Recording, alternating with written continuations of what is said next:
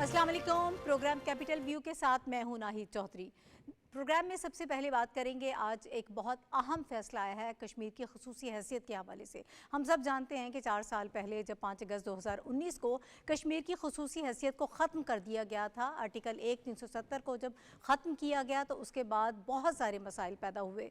और आज जब ये एक्सपेक्ट किया जा रहा था, वैसे हम ये जानते हैं कि जो तासुब हमें वहाँ पर इदारों में भी नज़र आता है और सियासत में भी हमें भारत में नज़र आता है, उसी का रिफ्लेक्शन आज हमने देखा जब सुप्रीम कोर्ट का फैसला आया। और चीफ जस्टिस जो हैं उन्होंने ये कहा कि भारतीय सुप्रीम कोर्ट के इस फैसले के मुताबिक जम्मू कश्मीर में आर्टिकल 370 की मनसूखी को आईनी तौर पर दुरुस्त करार दिया गया है और ये कहा गया है कि कश्मीर भारत का अटूट अंग है। इसके साथ साथ ये भी कहा गया है कि 30 सितंबर 2024 तक जम्मू कश्मीर की कानून साज असम्बली के इंतखाबात कराए जाएं। क्या इस किस्म के इंतखाबात कश्मीरी कबूल करेंगे, उसका क्या इम्पैक्ट होगा? और सबसे बड़ी बात यह है कि 4 साल होने को आए हैं जब इस खुसूसी हैसियत को ख़त्म किया गया, उसके बाद बेशुमार हमें मसाइल कश्मीर में नज़र आए। जिस तरह से उसे एक दुनिया की सबसे बड़ी जेल में तब्दील कर दिया गया और वहाँ पर जो मसाइल हमने देखे, जिस तरह से नौजवानों के साथ, ख़वातीन के साथ, बच्चों के साथ, बुज़ुर्गों के साथ जो सलूक रवा रखा गया है, और ये कोई आज की बात नहीं है, लेकिन ये इन 4 सालों में जो कुछ हुआ, जिस तरह से वहाँ कर्फ्यू नाफिज किया गया, उसकी मिसाल शायद हमें इससे पहले नहीं मिलती है। तमाम इंसानी हकूक़ को जिस तरह से रौंदा गया है, आज के फैसले से ये साबित होता है कि इदारे भी उसमें शामिल हैं और उसको एक कानूनी कवर देने की कोशिश की जा रही है। 4 साल पहले तो इस मामले को लटकाया गया। जो कश्मीर की सियासी जमातें हैं उन्होंने इसके लिए उन्होंने एप्लीकेशंस दी थी और इसको चैलेंज किया था, लेकिन उसके बाद हमने देखा कि आज जो फैसला आया है वो इंतहाई ज़ालिमाना किस्म का फैसला है। पाकिस्तान ने बाकायदा तौर पर इस पर अपना मौक़िफ़ दिया है और निगरान वज़ीर ख़ारिजा जलील अब्बास जिलानी साहब ने कहा कि पाकिस्तान भारतीय सुप्रीम कोर्ट के इस फैसले को मुस्तरद करता है। कश्मीरियों को सलामती काउंसिल की करारदादों के मुताबिक खुद इरादियत का नाकाबिले तनसीख हक हासिल है और भारत ने बैनुल अक़वामी जिम्मेदारियां पूरी नहीं की हैं। आलमी कानून 5 अगस्त 2019 के भारत के एकतरफा और गैर कानूनी इक़दामात को तस्लीम नहीं करता है। जम्मू कश्मीर एक बैनुल अक़वामी सतह पर एक तनाज़ा जो है वो वहाँ पर मौजूद है, एक तयशुदा तनाज़ा है। अब इन मामलात को किस तरह हल किया जाएगा जब कश्मीर में सूरत हाल किसी तौर पर कंट्रोल नहीं हो रही है?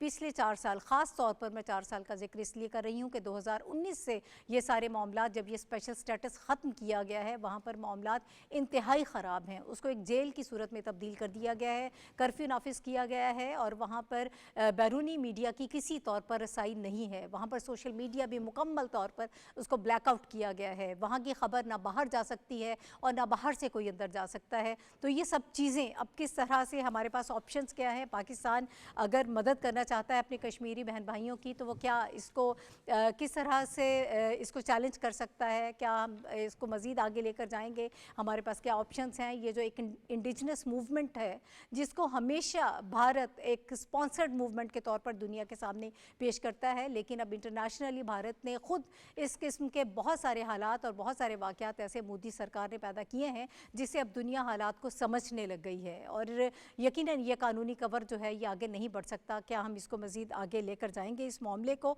और आगे मामला किस तरह से बढ़ेंगे? मामला जब आलमी अदालत में जाएगा तो तब इसको किस तरह से देखा जाएगा, इस पर हम बात करेंगे। मेरे साथ जो पैनलिस्ट मौजूद हैं प्रोग्राम में, उनका इंट्रोडक्शन आपसे करा देती हूँ। हाफिज़ आहिर खलील साहब हमारे साथ मौजूद हैं, रशीद साफ़ी साहब हमारे साथ मौजूद हैं और हुमायूं खान साहब हमारे साथ प्रोग्राम में मौजूद हैं। तीनों सीनियर सहाफ़ी हैं और मारूफ तजियाकार हैं। आप तीनों हज़रात का बहुत शुक्रिया।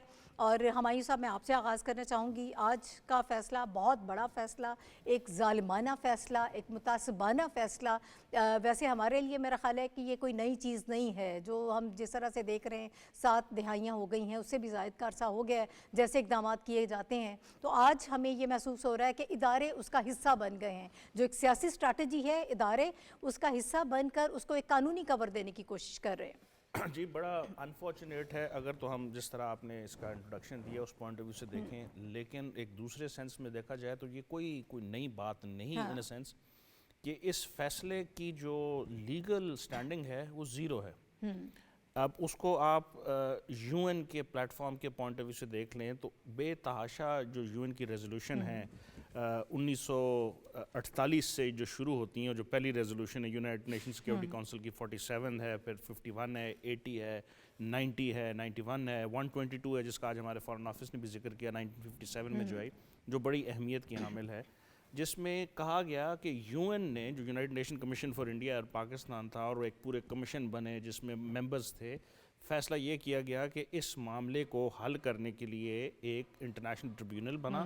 اس ٹریبیونل نے فیصلہ کیا کہ کشمیری عوام کی جو حق خود ارادیت ہے اس کو ایکسیپٹ کیا جاتا ہے، اور ایک پلیبسائٹ ڈیموکریٹک پرنسپل کے تھرو اس چیز کو ایکسیپٹ کیا جائے گا کہ جب وہ فیصلہ کریں. اور انڈیا کو کہا گیا آرٹیکل 25 کے انڈر کہ آپ وہاں پہ ایک پلیبسائٹ ہولڈ کریں، جو انہوں نے آج تک نہیں کیا. تو اس سینس میں دیکھا جائے تو یہ اس جو بھارتی سپریم کورٹ کا جو فیصلہ ہے ٹوٹل نل اینڈ وائڈ ہے، اس کی کوئی لیگل حیثیت نہیں ہے، کیونکہ ایک already internationally recognise United Nation کا ایک متفقہ فیصلہ ہے کہ ایک ڈسپیوٹڈ ٹیریٹری ہے. تو ایک بات یہاں آ جاتی. ٹھیک ہے. دوسرا یہ ہے کہ جو 5 اگست 2019 کو ان کا جو فیصلے تھے، اگین وہ اپنی مرضی سے کل کو اس کا نام اے رکھ دیں، بی رکھ دیں، اس سے کوئی فرق نہیں پڑتا. پاکستان نے نہ تو آرٹیکل 370 کو کبھی ایکسیپٹ کیا، نہ 35A کو کیا، لیکن دنیا کے سامنے ان کی جو چیزیں ہیں وہ آہستہ آہستہ واضح ہونا شروع ہو گئی. ابھی آپ دیکھیں انہوں نے تقریباً 34 لاکھ کے قریب فیک ڈومیسائل جو ہیں وہ ہندو جو مختلف لوگ ہیں پورے بھارت میں ان کو ایشو کیے تاکہ اس کی ڈیموگرافک چینجز کی جائیں.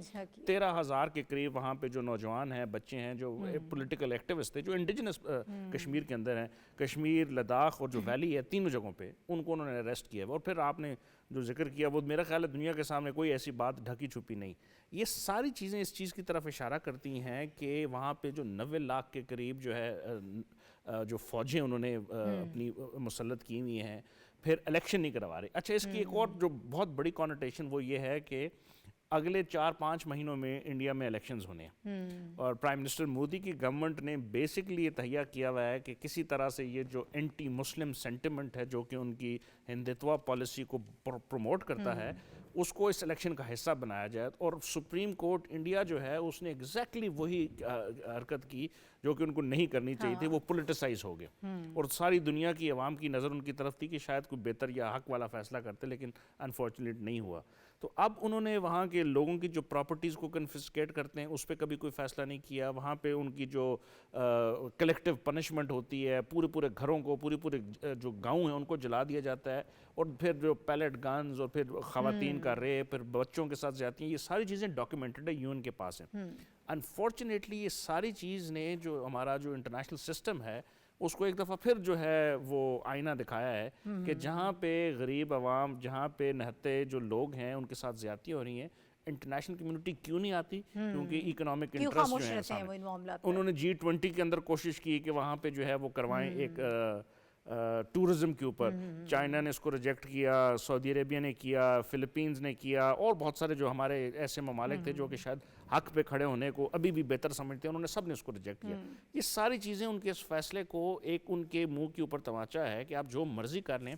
لیکن prime minister Modi basically election سے پہلے اس واقعے کو ہائی لائٹ کر کے ایک پولیٹیسائز اور ایک ایسا ایشو بنانا چاہتے تھے جس میں ان کی جو ہندو جو مائنڈ سیٹ ہے، اور ہندو ہونا کوئی غلط بات نہیں ہے، لیکن جو ہندتوا کا کانسیپٹ ہے کہ اکھنڈ بھارت کے صرف وہاں پہ جو ہے ہندو رہ سکتے ہیں، اور ہندو بھی اونچلی ذات کے، نچلی ذات والے ہندوؤں بیچاروں کا بھی کوئی وہاں پہ نہیں، ان کو بھی اجازت نہیں ہے. تو یہ بیسکلی ایک سوچی سمجھی اسکیم ہے الیکشن سے پہلے یہ ہونا. اور یہ 5 سال سے کیس عدالت میں تھا، اور آج اس کے اوپر فیصلہ آنا یہ بھی بتاتا ہے یہ پری پول ریگنگ ہے.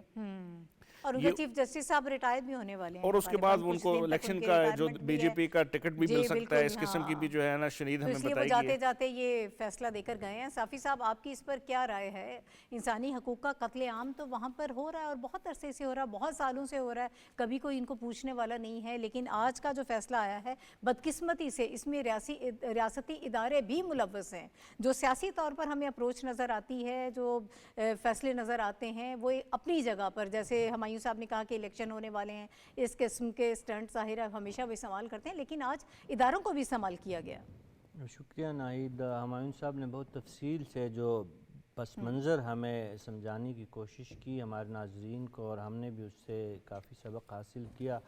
یہ ایک طویل جو ایک سسٹمیٹک طریقے سے بھارتی سرکار یہ اقدام کرنے پہ جو ہے آج اس سٹیج پہ پہنچی ہے، تو یہ کوئی ایک دن کا کوئی فیصلہ نہیں ہے۔ یہ 11 دسمبر تو ویسے بھی جو عالمی انصاف اور ہندوستان کی جو سو کال سیکولر انصاف پہ مبنی نظام کے حوالے سے ایک سیاہ دن کے طور پہ ہمیشہ سے یاد رکھا جائے گا، کیونکہ یہ فیصلہ قانون اور آئین کی موت تو ہے ہی، انسانی حقوق کے حوالے سے بھی یہ بدترین فیصلہ ہے، اور اس سے یہ بات بالکل واضح ہو گئی۔ ہمیں تو مودی کی ذہنیت پہ یا بی جے پی کے جو ذہنیت تھی یا ہندوتوا کی جو پالیسی تھی یا اکھنڈ بھارت کی خواب دیکھنے والے جو تھے، ان کی ظالمانہ سوچ پہ تو ہمیں کوئی شک و شبہ باقی نہیں رہا تھا، لیکن کم از کم آئین کی ایک کتاب جو بھارت میں موجود تھی، تو ہمیں اس جانب کچھ لوگوں کو اسپیشلی وہاں پہ آباد جو اقلیت ہے، ان کو یہ امید تھی کہ شاید اس قدر آنکھیں بند نہیں کی جائے گی، اور آئین کے آرٹیکل جو 370 5 اگست 2019 کو جو منسوخ کیا گیا تھا ایک انتظامی فیصلے کے تحت، عدالت سے بیجا توقعات لگائی گئی تھی، اور آج عدالت نے یہ ثابت کر دیا ہے کہ بھارتی ادارے، ریاستی ادارے بشمول بھارت کا سپریم کورٹ، وہ مودی کے اشاروں پہ چلنے والے اور مودی کے گھر کی باندھی کے برابر ہی یہ ادارے ہیں۔ اس سے بڑھ کے ان کے پاس کچھ بھی نہ آئین ہے نہ قانون ہے، اور یہ وہاں پہ انصاف کا موت ہے۔ انسانی حقوق کے حوالے سے تو بھارت کشمیر اور وادی جو ہے اور جموں کے علاقے کب سے ہم اور پوری دنیا اس بات پہ قائل ہے کہ وہاں پہ انسانیت کی جو موت ہے وہ واقعہ ہو چکی ہے۔ مسلمانوں کی منظم نسل کشی وہاں پہ کی جا رہی ہے، یہ اس پہ بھی کوئی دو رائے بھی باقی نہیں ہے۔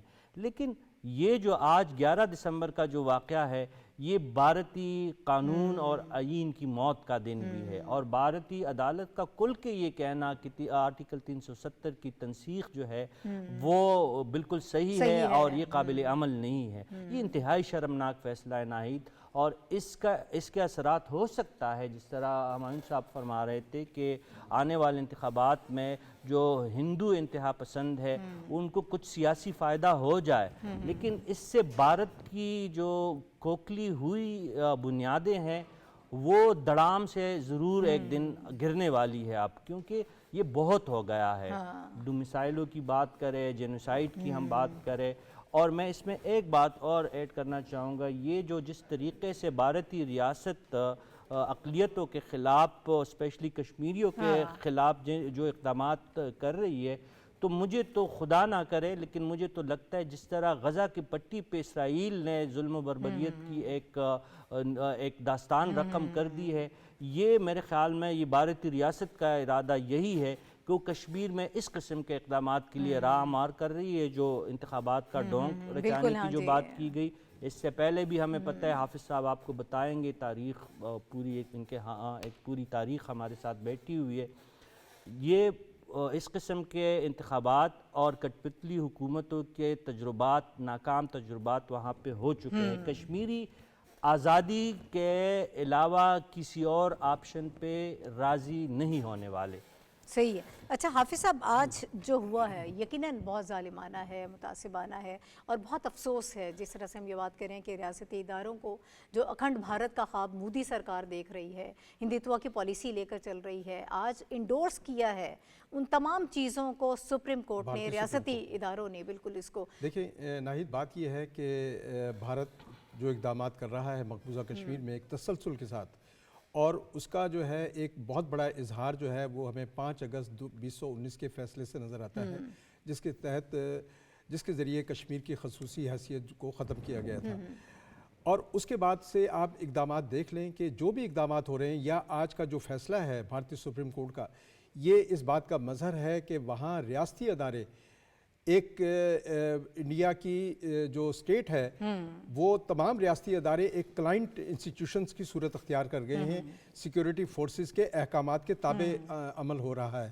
یعنی جو سیکورٹی فورسز وہاں سوچ رہی ہے، جو اقدامات کر رہی ہے مقبوضہ کشمیر میں، دیگر ادارے خواہ وہ میڈیا ہو، خواہ وہ فلم انڈسٹری ہو، خواہ وہ جوڈیشری ہو، یہ تمام ادارے جو ہیں سیکورٹی فورسز کی سوچ کو آگے بڑھا رہے ہیں اور ریاست کشمیر میں ایک ایسی تبدیلی لانے کے خواہاں ہیں جو شاید اسرائیل کے سوا کہیں ہمیں نظر نہیں آتی، کہ اسرائیل نے جس طرح ڈیموگرافک چینج کی تھی، اور یہ بات کوئی ڈھکی چھپی نہیں ہے، یہ سب عیاں ہے کہ اسرائیل کے جو ایکسپرٹس ہیں وہ مقبوضہ کشمیر میں کام کرتے رہے ہیں، اور وہاں وہی وار جو ہے جو غزہ میں آج ہو رہی ہے اس کا ایک پرتو جو ہے ہمیں مقبوضہ کشمیر پہ نظر آتا ہے۔ تو یہ وہ تمام اقدامات ہیں جس کے ذریعے مقبوضہ کشمیر میں جو ہیومن رائٹس کی وائلیشن ہو رہی ہیں، اور انڈیا دنیا کی توجہ جو ہے وہاں حقوق انسانی کی پابندیوں سے ہٹانے کے لیے دیگر اقدامات کر رہا ہے۔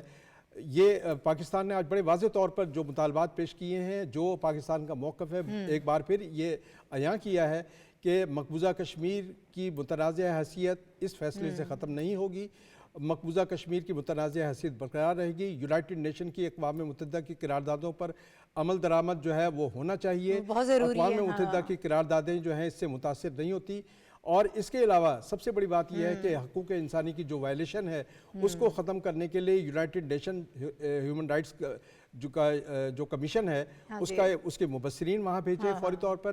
اس بارے میں OIC کا جو کانٹیکٹ گروپ ہے اس سے بھی کہا گیا ہے، پاکستان نے یہ کہا ہے کہ وہ اپنے مبصرین کا ایک گروپ جو ہے فوری طور پر مقبوضہ کشمیر بھیجے۔ اور اس کے علاوہ پاکستان جو ہے آج پرائم منسٹر نے جو ہیومن رائٹس انٹرنیشنل ڈے کے حوالے سے جو میسیج بھیجا ہے اس پہ بھی ایک بات یہ کی ہے کہ اقوام متحدہ کی قراردادوں کے ساتھ ہیومن رائٹس کی وائلیشن جو ہیں وہ ختم ہونی چاہیے، اور اقوام متحدہ کی قراردادوں پر تو جن الیکشنز کی بات کی جا رہی ہے سو کالڈ الیکشنز، کیا وہ ایکسیپٹیبل ہوں گے؟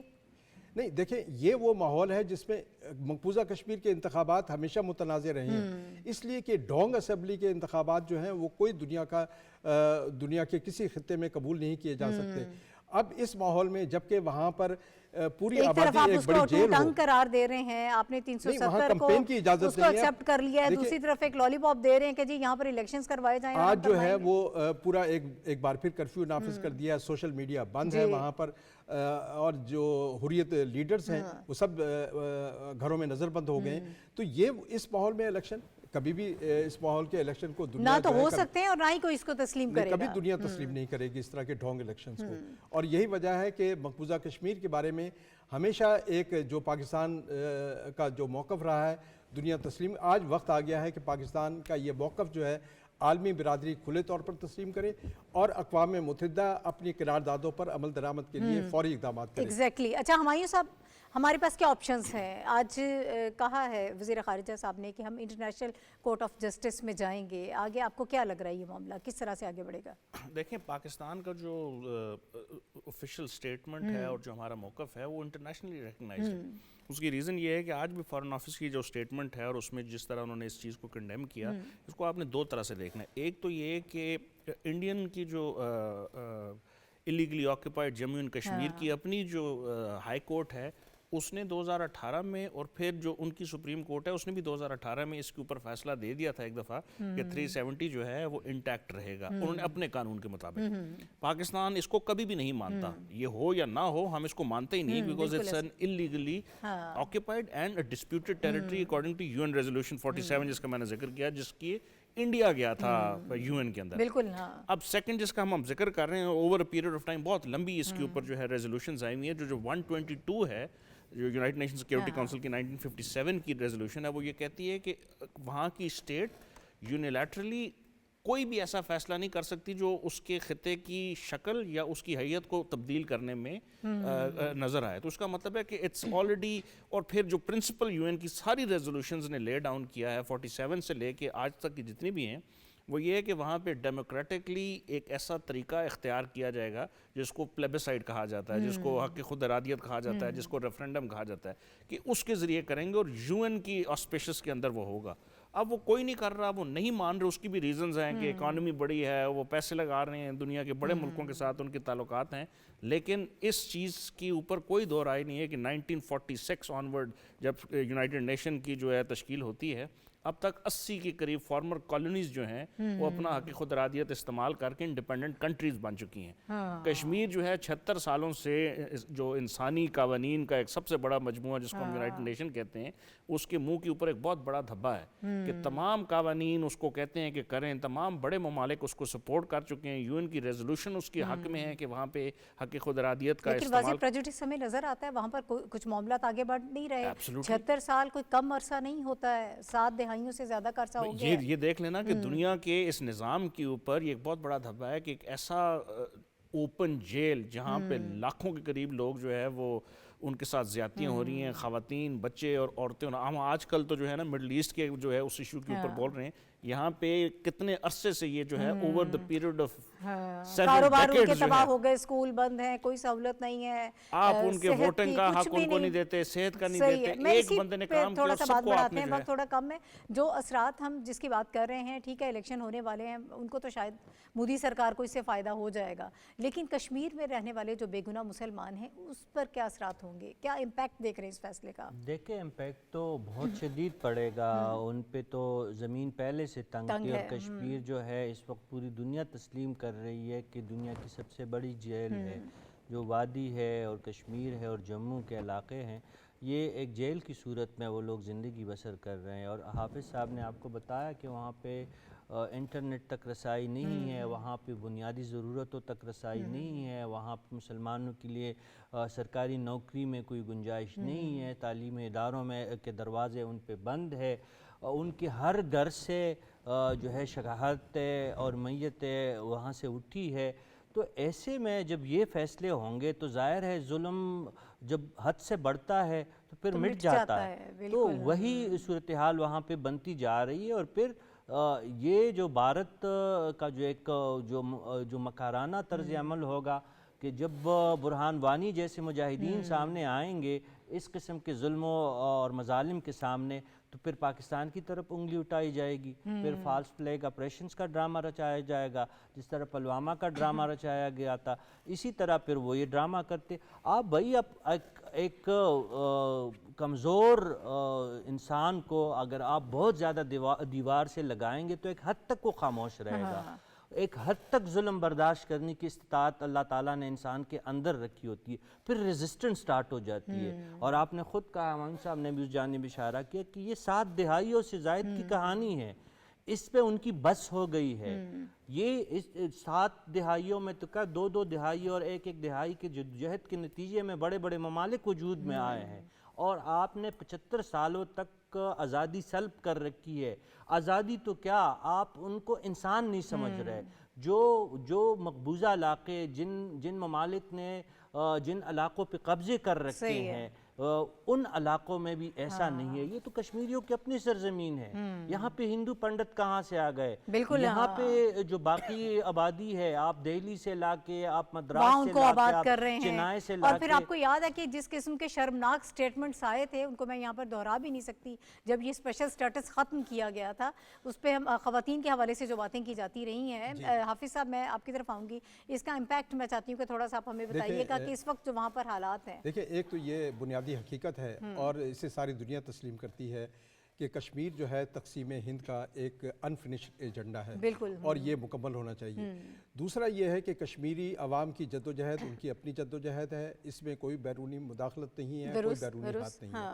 تیسرا یہ ہے کہ اس وقت جب کہ یہ اقدامات اٹھائے ہیں انڈیا نے, اس کی اپنی انٹرنیشنل جو کریڈیبلٹی ہے وہ بڑی مشکوک ہو گئی ہے, کیونکہ امریکہ, کینیڈا اور برطانیہ یہ تینوں میں جو سکھ رہنماؤں کا قتل ہے, ان کے خلاف سازشیں ہو رہی ہیں, اس میں ان کے خلاف شہادتیں پیش ہوئی ہیں کہ ریاست جو ہے ریاست پوری طرح ملوث ہے اس میں, کہ وہ باہر جو ہے وہ سکھ رہنماؤں کو قتل کر رہی ہے جو اپنی آزادی کے حق میں یا اپنے حقوق کے حق میں وہاں پہ آواز بلند کر رہے ہیں. اچھا, تحریک کو آپ کیسے دیکھتے ہیں؟ تحریک رکنے والی نہیں ہے ایسے ظلموں سے. یہ وہ جو کشمیری عوام کی جو تحریک ہے, دیکھیں کشمیری عوام کی جو تحریک ہے وہ اس وقت کشمیری نوجوانوں کے ہاتھ میں آ گئی ہے. اس میں نوجوانوں کا خون شامل ہوا ہے. یہ تحریک اب ڈیجیٹلائزڈ ہو گئی ہے. اس تحریک کو ختم نہیں کیا. یہ گھر گھر کی تحریک ہے. جس میں ہر گھر سے اگر جنازے اٹھے ہوں، شہداء کی کوئی تعداد ہی نہ ہو، 1 لاکھ سے زیادہ جو ہے وہاں شہداء کی تعداد جو ہے قبرستانوں میں موجود ہے، تو آپ اس تحریک کو ختم کر سکتے ہیں. اس طرح کے اقدامات اس تحریک کو مزید جو ہے فروزہ کریں گے.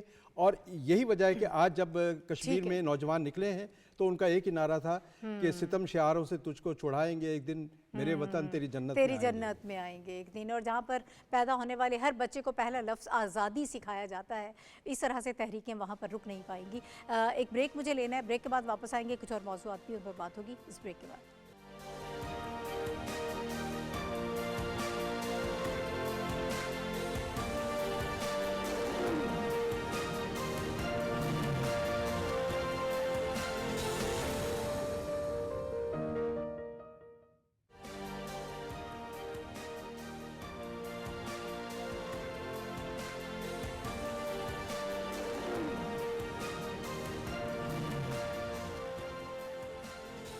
ویلکم بیک ٹو دا شو. اور ناظرین، پروگرام کے اس حصے میں ہم بات کریں گے نگران وزیر اعظم انوار الحق کاکڑ صاحب آج وزارت داخلہ تشریف لے گئے اور نیا جو ویزا رجیم پالیسی ہے اس کا آج اجرا کیا گیا ہے. اس کے علاوہ وہاں پر انہوں نے وال آف شہداء جو ہے اس کا بھی افتتاح کیا ہے. شہداء کے لواحقین سے ملاقات ہوئی ہے، اور جب ہم نئی ویزا رجیم پالیسی کی بات کرتے ہیں تو اس پر نظر ثانی کی ضرورت تھی، اور ان کو اس حوالے سے بریفنگ بھی دی گئی کہ ظاہر ہے SIFC کے تحت اب جو ہم انویسٹمنٹ پاکستان میں لے کر آنا چاہتے ہیں تو اس کے لیے ضروری ہے کہ یہاں پر اس حوالے سے ہوم ورک کیا جائے، ایک ماحول بنایا جائے تاکہ سرمایہ کار جو ہیں وہ یہاں پر پاکستان میں آئیں، انویسٹمنٹ کریں. تو اس میں پھر کچھ آسانی کی ضرورت تھی. ان تمام تر چیزوں کے پیش نظر آج اس میں کچھ تبدیلی لائی گئی ہے، اس کے حوالے سے بات کریں گے. اس کے علاوہ جب سرفراز بگٹی صاحب ان کو بریفنگ دے رہے تھے، انہوں نے کہا کہ سوشل میڈیا پر جو ہمارے جو ادارے ہیں ان کی پازیٹیو امیجنگ کی ضرورت ہے، اس میں ہم تھوڑا لیگ کر رہے تھے، تو اس پر بھی ہم کام کر رہے ہیں. تو یہ تمام تر چیزیں جو ہیں ہم فوکس کر رہے ہیں. پھر وال آف شہداء کے حوالے سے جیسے ہم نے بات کی ہے تو اس میں بھی انہوں نے کہا کہ ہم نئی چیزیں جو ہیں وہ شامل کرتے رہتے ہیں، اور جو شہداء ہیں ان کے لواحقین ہیں ان کو ہم خراج تحسین پیش کرتے ہیں. ان کے لواحقین سے آج وزیر اعظم صاحب نے ملاقات بھی کی اس موقع پر. اب ویزا رجیم پالیسی کے حوالے سے میرا خیال ہے سب سے پہلے ہم بات کر لیتے ہیں کہ اس میں کیا تبدیلی لائی گئی ہے. پہلے اس میں کیا چیزیں تھیں جو اب اس میں کچھ ہمیں تبدیلی نظر آ رہی ہے، اور خاص طور پر بیرونی جو انویسٹرز ہیں ان کو ہم چونکہ پاکستان میں انگیج کرنا چاہتے ہیں حافظ صاحب، تو اس حوالے سے یہ سمجھا جا رہا تھا کہ اس میں نظر ثانی ہونی چاہیے تاکہ ان کے لیے سہولیات ہوں. دیکھیں، یہ جو نئی ویزا رجیم آج جس کا پرائم منسٹر نے اجرا کیا ہے، یہ اس لیے بھی وقت کی ضرورت تھی کیونکہ SIFC کی طرف سے جو اقدامات پاکستان میں غیر ملکی سرمایہ کاری کے لیے تجویز کیے جا رہے ہیں، اور غیر ملکی سرمایہ کاروں کو پاکستان میں سرمایہ کاری کی طرف راغب کرنے کے لیے جو اقدامات کیے جا رہے ہیں، اس میں سب سے بڑا قدم یہ تھا کہ ان کے پاکستان میں قیام اور ان کے قیام کے دوران انہیں سہولتیں حاصل کرنے کے معاملات جو ہیں ان کو آسان کیا جائے. اور اس حوالے سے ہم اور ویزا میں آسانی سب سے پہلے یہ بہت ضروری ہے، اوپن اپ کیا جائے. انٹیریئر کے پاس یہ بنیادی ذمہ داری آئی تھی کہ وہ ویزے کی پابندیاں نرم کریں ان غیر ملکی سرمایہ کاروں کے لیے.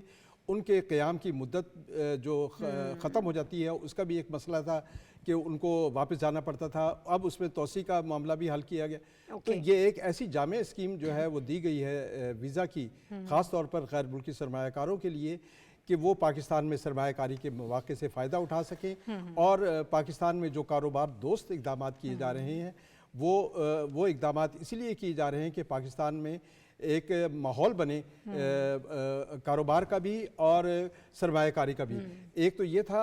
اس کے علاوہ پرائم منسٹر نے اس حوالے سے بھی دیکھیں، ان کا جو آج بڑا مصروف دن رہا ہے پرائم منسٹر کا، یہ پہلا وزٹ تھا دفتر داخلہ کا، اور اس میں انہوں نے انٹرنل سیکیورٹی پالیسی کا بھی جائزہ لیا ہے. اوورآل اس میں شہداء کے لواحقین سے بھی ملاقات کی ہے. 2-3 باتیں بڑی واضح طور پر پرائم منسٹر نے کی. ایک تو یہ ہے کہ جو دہشت گردی کے خلاف جنگ ہے وہ مکمل طور پر آئینی اور ریاست کی طرف سے یہ ایک شرعی جنگ ہے، اور یہ اختیار صرف ریاست کے پاس ہے کہ وہ دہشت گردوں کی طاقت کا استعمال کرے. یہ کسی گروہ کسی فرد کو یہ اختیار نہیں دیا جا سکتا ٹھیک کہ ہے۔ وہ بندوق اٹھائے۔ دوسرا انہوں نے یہ بات کی ہے کہ ریاست اپنے شہریوں کے تحفظ کے لیے اپنے تمام تر اقدامات کو بروئے کار لائے گی، اور یہاں پر ایسا ماحول بنایا جائے گا کہ پاکستان کے شہری پاکستان کے اندر پرامن طور پر رہ سکیں، اور ریاست کسی دہشت گرد کے سامنے، کسی دہشت گرد تنظیم کے سامنے ہرگز سرنڈر نہیں کرے گی۔ اس حوالے سے پرائم منسٹر نے بھی ایک اور بات یہ کہی ہے کہ اگر دہشت گرد مین اسٹریم میں آنا چاہتے ہیں تو سب سے پہلے ہتھیار پھینکیں، نمبر 2 پاکستان کے رول آف لاء کو تسلیم کریں، نمبر 3 یہ ہے کہ شہداء کے لواحقین سے معافی مانگیں کہ انہوں نے جو غلطیاں کی ہیں وہ غلطیوں پر شرمندہ ہیں اور وہ پاکستان کے قوانین کے ساتھ رہنا چاہتے ٹھیک ہیں۔ ہے صفی صاحب یور ٹیک۔ یہ بالکل حافظ صاحب درست کہہ رہے ہیں۔ ایک تو سیکیورٹی کے معاملات پہ جو وزیر اعظم صاحب نے بریفنگ لی اور وزیر داخلہ سرفراز بگٹی صاحب نے جو بریفنگ دی، وہ ان دنوں کافی اس کی اہمیت محسوس کی جا رہی تھی۔ آپ کو پتہ ہے کہ کچھ دنوں سے پاکستان میں دہشت گردی کی وارداتیں ہوتی رہی، اور آنے والے دن پاکستان کے لیے اور پاکستان کی جمہوریت کے لیے انتہائی اہم ہے۔ الیکشن کی آمد ہے، تو ایسے میں وزیر اعظم صاحب کا وزارت داخلہ کا دورہ کرنا اور اہم فیصلوں کا وہاں پہ ہو جانا، یہ بہت بڑی پیش رفت ہے۔ آپ جانتی ہیں کہ سرفراز بگٹی صاحب کاکڑ صاحب کی ٹیم کے ایک متحرک وزیر ہے۔ وہ جس دن انہوں نے یہ قلمدان سنبھالا ہے تو وہ ایک انوویٹیو سوچ کے تحت وہ کام کر رہے ہیں۔ جو غیر ملکی افراد کی واپسی کا بہت چیلنجنگ ٹاسک ابھی تک اس میں وہ بہت مصروف ہے۔ پھر آپ جانتی ہیں کہ دہشت گردی کے واقعات جو پے در پے ہو رہے، سیکیورٹی کے معاملات کو وہ جس طریقے سے ٹیکل کر رہے، تو مجھے داد دینی پڑتی ہے سرفراز بگٹی صاحب کی جو کاوشیں ہیں، جو کوششیں ہیں، وہ قابل تحسین ہے۔ دوسری بات یہ جو ویزا رجیم کی بات ہے، یہ بھی سرفراز بگٹی صاحب کی بہت ہی شبانہ روز محنت کا نتیجہ ہے۔ وہ حالیہ دنوں میں چائنا گئے تھے اور وہاں سے بہت ساری چیزیں وہ اڈاپٹ کر کے اور سیکھ کر آئے تھے۔ گوچہ یہ فیصلے اور یہ چیزیں جو کئی ریاستوں کے اداروں کے بیچ میں یہ ساری چیزیں ہوتی ہے، لیکن چائنا جیسا ملک جس کے بارے میں یہ تصور عام ہے کہ وہاں کا ویزا ریسٹرکٹ ہے، وہاں کی امیگریشن بہت سخت ہے۔ حالیہ دنوں میں چائنا نے ریزیڈنسی کارڈز کا اجرا کیا، جو بڑے انویسٹرز کو، جو چائنا کے لیے جن لوگوں کی خدمات ہے ان کو ریزیڈنٹ کارڈ دینے انہوں نے باقاعدہ شروع کر دیے ہیں۔ آپ یو اے ای کے مثال دیکھیں، اگر آپ انویسٹر ہے اور آپ کے کچھ خدمات ہے اس ریاست کے لیے، یو اے ای اماراتس کے لیے، تو آپ کو گولڈن ویزا دیتے ہیں۔ آپ امریکہ انویسٹمنٹ اگر کرنا چاہتے ہیں تو آپ کو امیگریشن دیتے ہیں۔ آپ یو کے میں امیگریشن لے سکتے ہیں، ان کا پاسپورٹ لے سکتے ہیں۔ آپ ترکی کی مثال ہمارے سامنے ہے۔ آپ خاص مقدار میں اور خاص کوانٹم میں بزنس کرنے کے اگر قابل ہے تو آپ جا کے وہاں کے پاسپورٹ اپنے جیب میں لے کے آئے۔ یورپین کنٹریز درجنوں مثالیں موجود ہے۔ تو جو پاکستان کا آج جو ویزا رجیم کے حوالے سے جو فیصلے ہے کہ انویسٹر جو ڈاکومنٹس رکھنے والے اور ایلیجیبل جو اپلیکنٹس ہیں پاکستان کی ویزے کے لیے اور پاکستان کی امیگریشن کے حوالے سے، اس حوالے سے انتہائی اہم اقدام ہے۔ اس سے نہ صرف ایس آئی ایف سی کے تحت جو انویسٹمنٹ کے لیے ایک سازگار فضا پیدا کرنے کا جو سوچ ہے اس کو تقویت ملے گی، بلکہ عالمی دنیا میں بھی پاکستان کا ایک اچھا تشخص جو ہے وہ اجاگر ہوگا۔ اسی پہ میں چاہوں گی کہ آپ بھی اپنا ٹیک دیجیے گا ہمایوں صاحب، کہ یہ جو ویزا رجیم پالیسی کی بات کر رہے ہیں، اس میں جو نرمی ہے، بیرونی سرمایہ کاروں کو انگیج کرنا، ان کو راغب کرنا، یہ وقت کی ضرورت تھی جس کو سمجھا گیا اور اس پر کام کیا گیا۔ جی دیکھیں، پاکستان کا پچھلے چند سالوں سے جو ہے اب جو فوکس ہے اور جو جس کو ہم شفٹ کرنے کی کوشش کر رہے ہیں وہ جیو پالیٹکس ہٹ کے جیو اکنامکس کی طرف ہے، اور ہم کوشش کر رہے ہیں کہ اپنی جو اکنامک ایکٹیویٹی ہے یا جو اپنا اکنامک کنیکٹیوٹی ہے اس کو انہانس کیا جائے۔ اس میں ہم south Asia, central Asia connectivity کی بات کر رہے تھے، اس کے علاوہ ہم جی سی سی کنٹریز کو پاکستان میں انویسٹمنٹ کرنے کی بات کر رہے تھے۔ پھر پچھلے 1-1.5 سال سے ہم نے ایس آئی ایف سی کا جو ہے وہ ایک پلان تیار کیا، جس میں ہم دوست ممالک کو یہاں پہ 4 مین جو بڑے شعبے ہیں اس میں، اور اس کے علاوہ چند جو باقی ایسوسیٹڈ شعبے ہیں اس میں آئی ٹی، مائننگ، انڈسٹریز، اور اس میں ان کی انویسٹمنٹ ہو۔ اور پھر اس کے علاوہ ہم چائنا پاکستان اکنامک کوریڈور کے فیز 2 کے اندر داخل ہو رہے ہیں۔ تو اس میں اب انڈسٹریز کی ریلوکیشن ہونی تھی, انویسٹمنٹ پاکستان آنی تھی, اس میں ایز آف ڈوئنگ بزنس اور جو ٹورزم کو پروموٹ کرنے کا جو ایک بہت بڑا پاکستان کا جو ہے ناردرن ایریاز میں کوسٹل اس کے اوپر کر لیں آپ, پنجاب میں, خیبر پختونخوا میں, بلوچستان کے مختلف جگہوں میں, تو اس کے لیے آپ کو ایک بڑی کمپریہنسو ویزا رجیم کی ضرورت تھی, جس میں جو غیر ملکی ٹورسٹ یا غیر ملکی جو بزنس مین ہیں ان کو بہتر فیسلٹیز دی جائیں, آن لائن فیسلٹیز دی جائیں, اس میں ان کو اگر ویزا ایکسٹینشن کی ضرورت ہے تو اس کو, تو اس ساری چیز کو ایک بڑے کمپریہنسو طور پہ انہوں نے آج جو ہے اس کی ایک بریفنگ لی اور اس کے اوپر انسٹرکشن جاری کی کہ آئندہ کس طرح پاکستان کو ہم ایک اکنامک ایکٹیویٹی کا ہب یا ٹرانسپورٹیشن ٹورزم کا ہب بنائیں گے. اس لیے دیکھیں آپ دبئی جاتے ہیں, آپ ٹرکی جاتے ہیں, آپ آذربائیجان, سنٹرل ایشیا اور بہت سے, آپ کو آن لائن ویزا مل سکتا ہے, آپ کو 3 گھنٹوں کے اندر مل سکتا ہے. تو ایز آف ڈوئنگ بزنس اور ایز آف کمیونیکیشن کی اگر جو کریں تو اس میں آج کی اہمیت بڑی زیادہ تھی. پھر جو ایک دوسری بات جس کا رشید صاحب نے ذکر کیا, ہم نے دہشت گردی کے خلاف جو ایک بہت بڑی جنگ تھی اس کا بھی عنصر اس کے اندر ہم نے رکھنا ہے. ہم نے 2018 میں پیغام پاکستان دیا جس میں کہا گیا کہ اسٹیٹ کے پاس اختیار ہونا چاہیے, 1800 علماء نے مل کے بات کی. تو میرا خیال ہے یہ ساری چیزوں کو مکس کر کے آج کی جو میٹنگ تھی بڑی اہمیت کی حامل تھی. اب اس کے اوپر اور زیادہ ڈیلیبریشن ہوں گے, آج کوئی فیصلے نہیں ہوئے, آج صرف بریفنگ ہوئی. آئندہ آنے والے دنوں میں ایک کمپریہنسو پالیسی ہوگی کہ کس طرح ہم غیر ملکی انلیگل امیگرینٹس کو باہر بھیجیں اور کس طرح ہم لیگل جو لوگ انویسٹمنٹ کرنا چاہتے ہیں, ٹورسٹ ہیں, ان کو فیسیلیٹیٹ کریں, ان کو پاکستان کی طرف راغب کریں, یہاں پہ انویسٹمنٹ کریں.